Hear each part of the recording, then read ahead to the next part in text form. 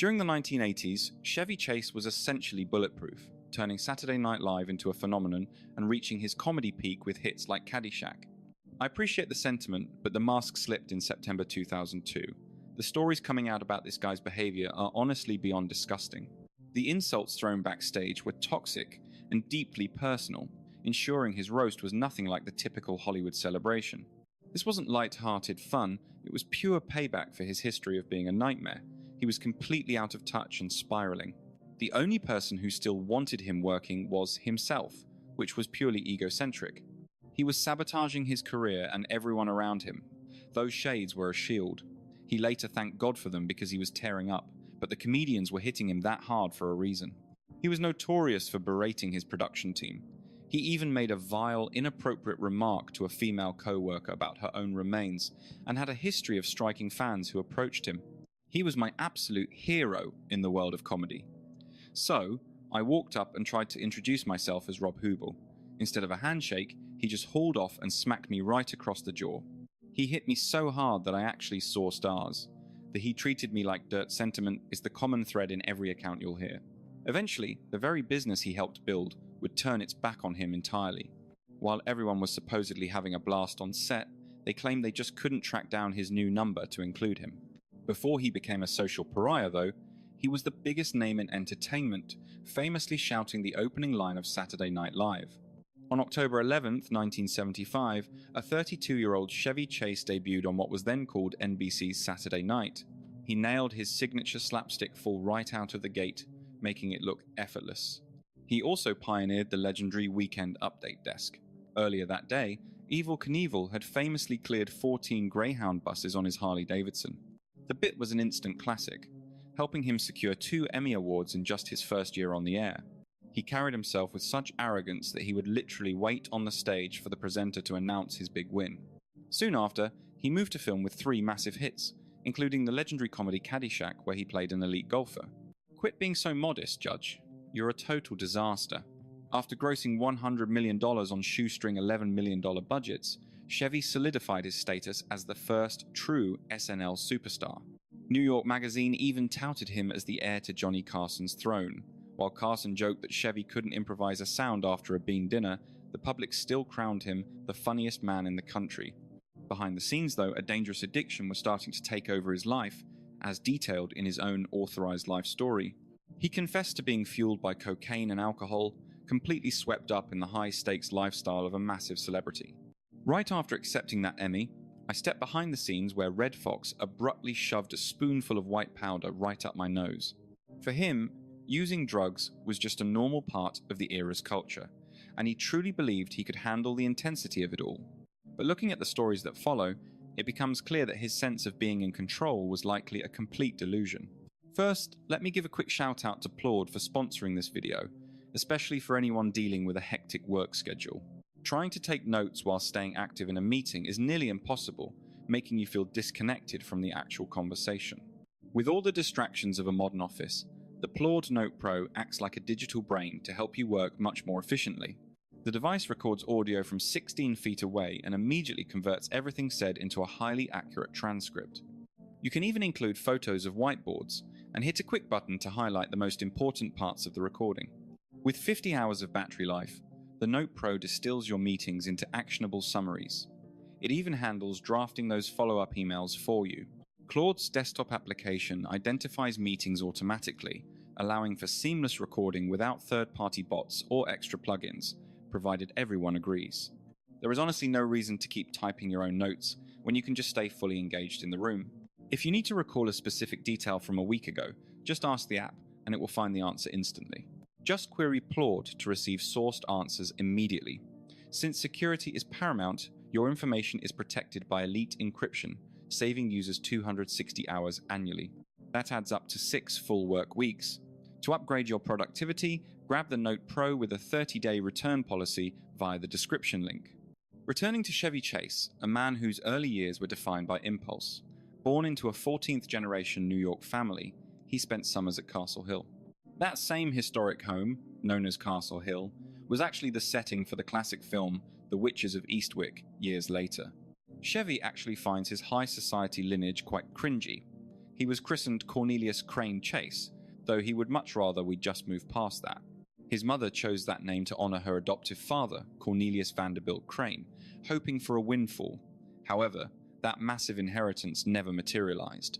Her adoptive grandfather ran the Crane plumbing empire, yet he made sure to cut her out of the family fortune entirely. Left empty-handed, Chevy still acted like royalty, later using a different inheritance to buy himself a flashy Rolls-Royce. His upbringing was traumatic, often involving his mother waking him in the dead of night for a violent physical lashing. She would even make the children go outside to pick the very tree branches she would use to hit them for their mistakes. By 14, he was kicked out of a prestigious school for pulling a knife on a classmate, leading his mother to lock him away. He was forced to live in a cellar with a basic mattress, a jar for his waist, and a small barred window for light. Getting expelled was his lucky break from that household, leading him to a Massachusetts school where his academic life finally flourished. After graduating as valedictorian, he attended Bard College and joined a band where he played piano and drums. Because he was obsessed with the stage, Chevy ditched medical school, which put him right in the sights of the Vietnam draft.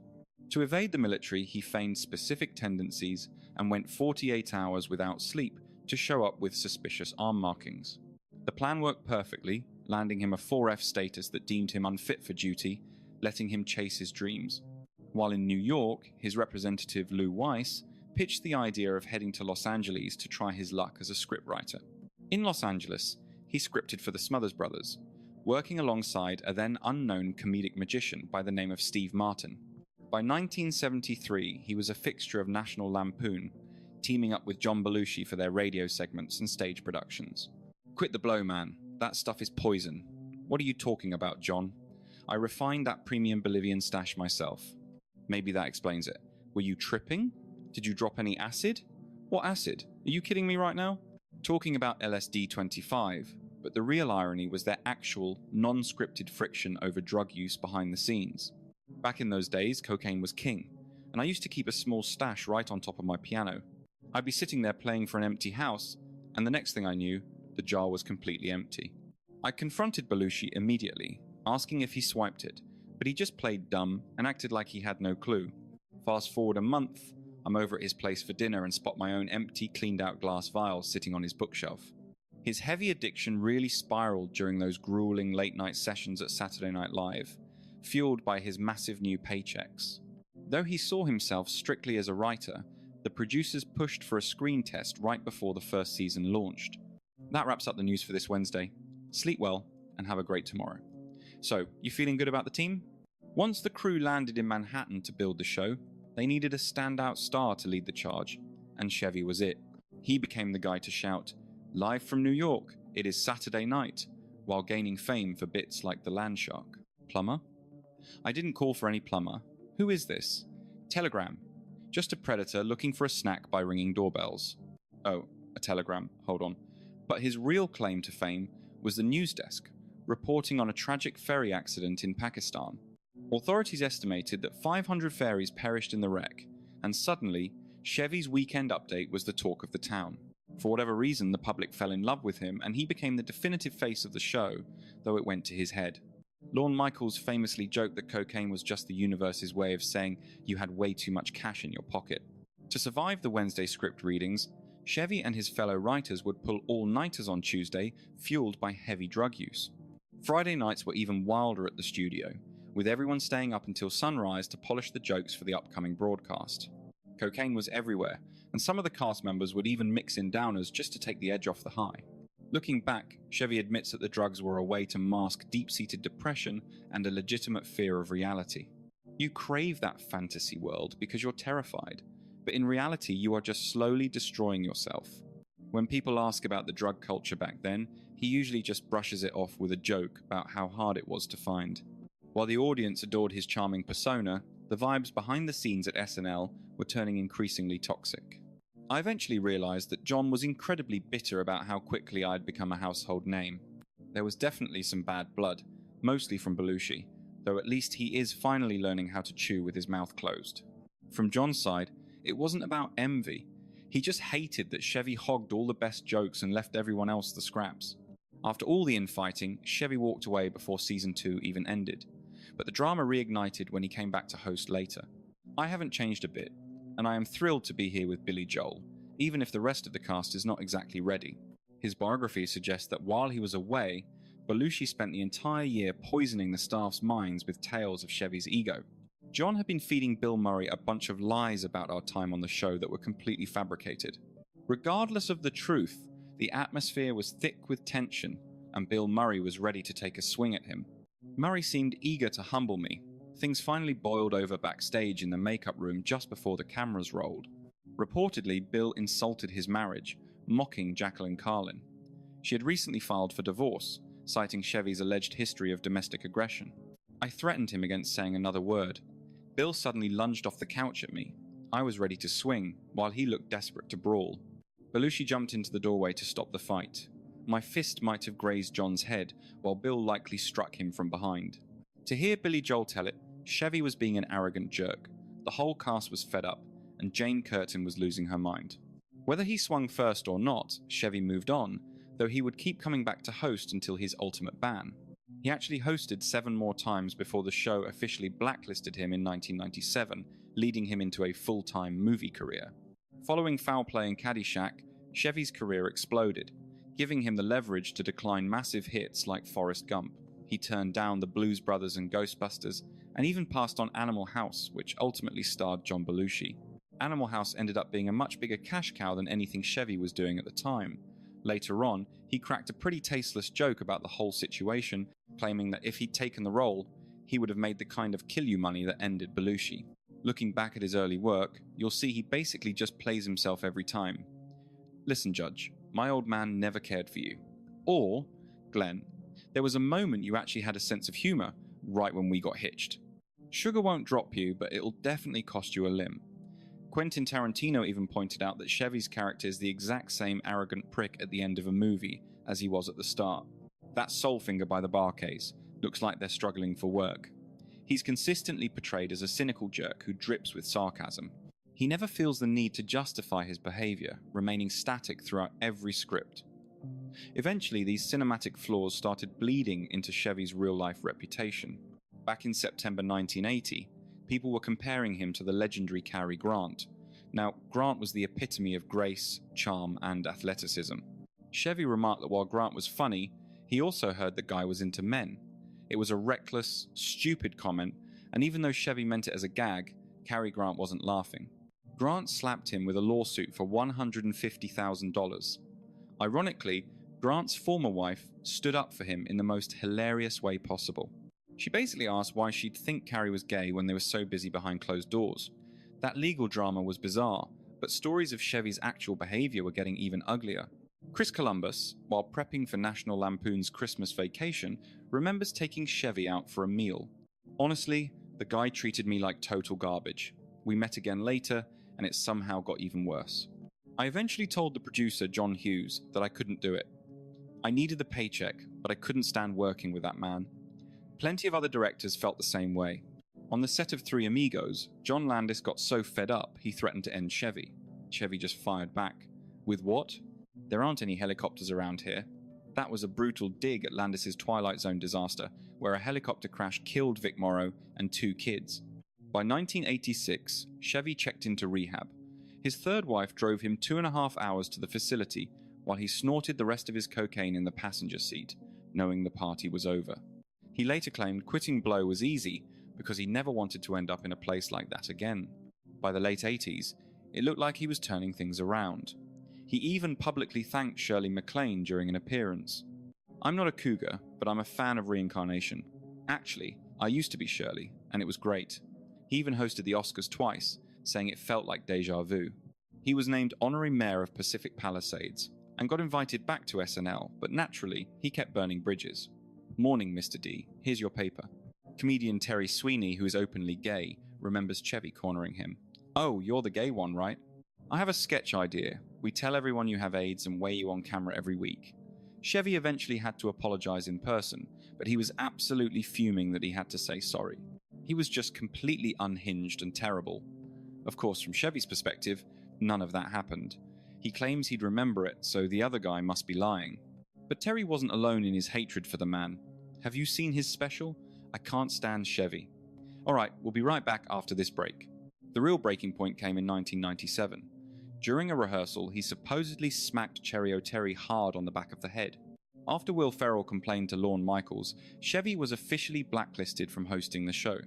This time, he didn't have any box office hits to save him.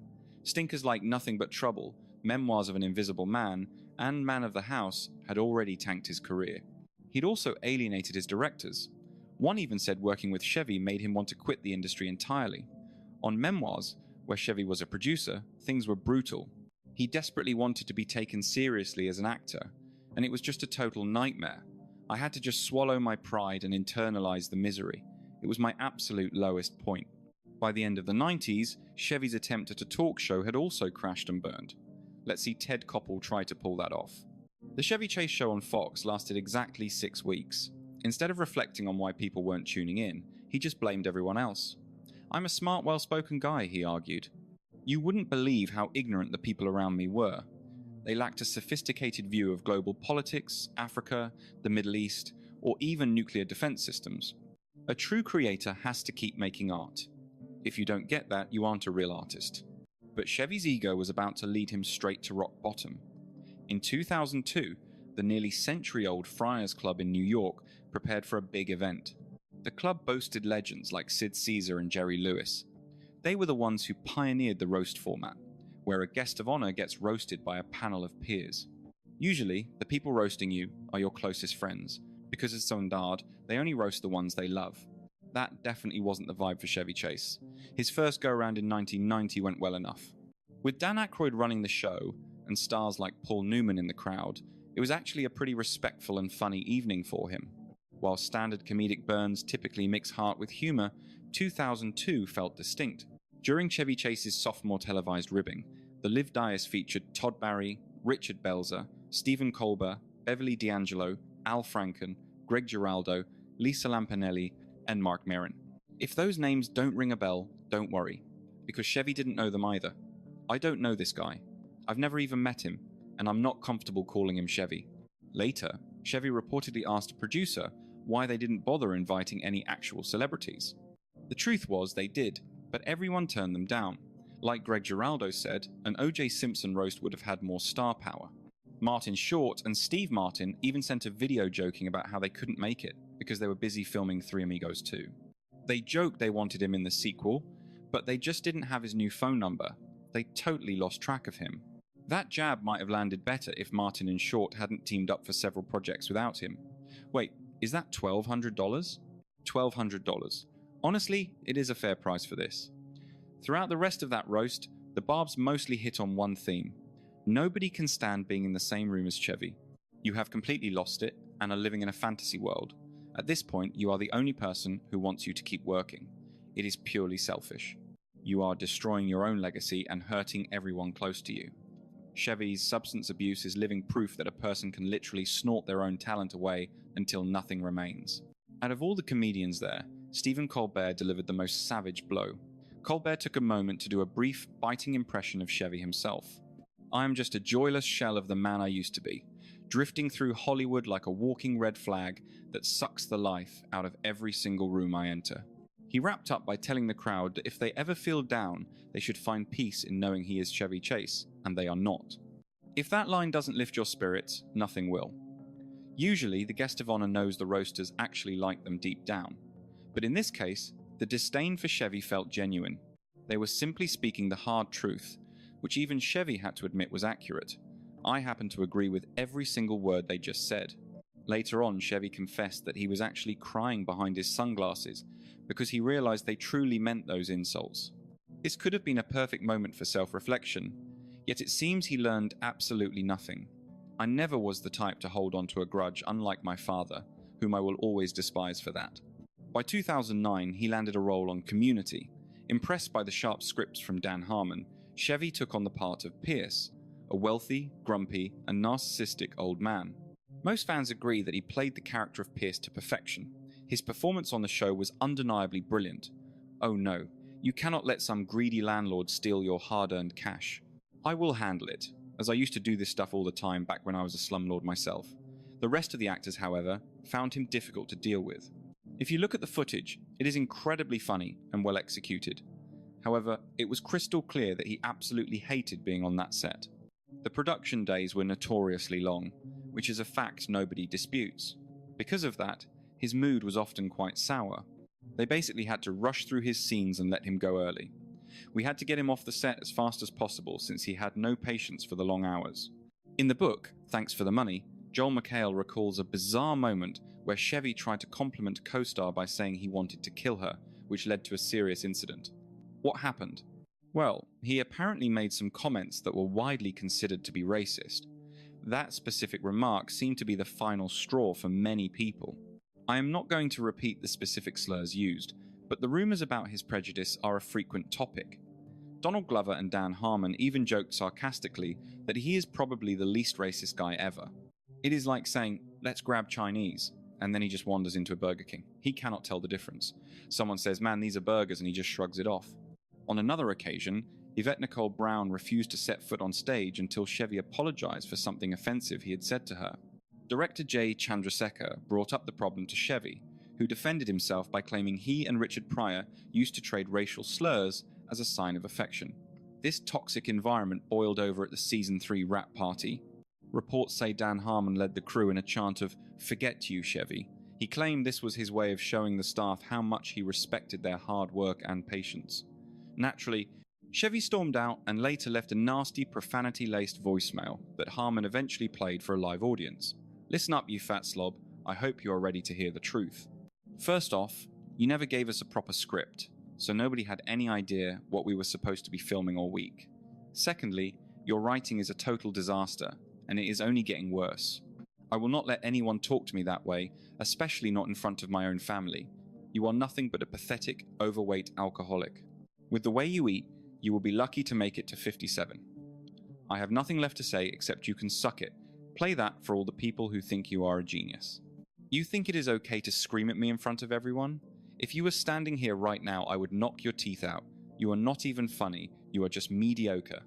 After his character, Pierce Hawthorne, was killed off the following season, Chevy tried to crawl back to SNL. According to Lorne Michaels, this happened right at Chevy's daughter's wedding. As they were literally waiting for him to walk his daughter down the aisle, he told Lorne he was ready to host again. Michaels said no, leaving Chevy to complain that people were ignoring his role in the show's early success. It feels like they are erasing my history. To make matters worse, he was completely left out of the on-stage celebration for the 50th anniversary. I fully expected to be up there with the others. Nobody even reached out to me. Why was I pushed aside like that? As he got older, Chevy started taking public shots at the quality of SNL. I would say the show peaked after the first 2 years. Why do I think that? Probably because I was not in it anymore. I am shocked at how far Lorne has let things slide. I tried watching a bit of it and found the humour to be the absolute worst in the world. In 2026, a documentary was filmed to peel back the layers of this complicated, defensive, and surprisingly fragile man. In a twist that surprised no one, director Marina Zenovich noted that she had never interviewed anyone as consistently rude as he was. Unlike the roast from years ago, some old friends like Martin Short and Lorne Michaels actually agreed to be interviewed for the project. However, others like Steve Martin and Christopher Guest wanted no part of it. When it came to the Community cast, not a single person agreed to appear. Will he ever change? As for Chevy Chase, I seriously doubt it. He feels his legacy is already set in stone. He claims he cannot change his past and is proud of who he is. At the 2017 Hall of Fame ceremony, he said this: "I recall this one sketch where John was playing the director. Both Gilda and I were in the scene, and every time he yelled 'cut', he would walk over to us. He would give me some technical note, then he would tell Gilda to slap her own face until she literally hit the wall. He just kept making her do it, and she just kept bouncing back for more. God, that stuff was hilarious. Being up on that stage was an incredible rush. Man, those were the days. I would go back and do it all again in a heartbeat. If you like this, you will definitely want to hear the story of Martin Short's roast. Check the link below to try Claude Note Pro today."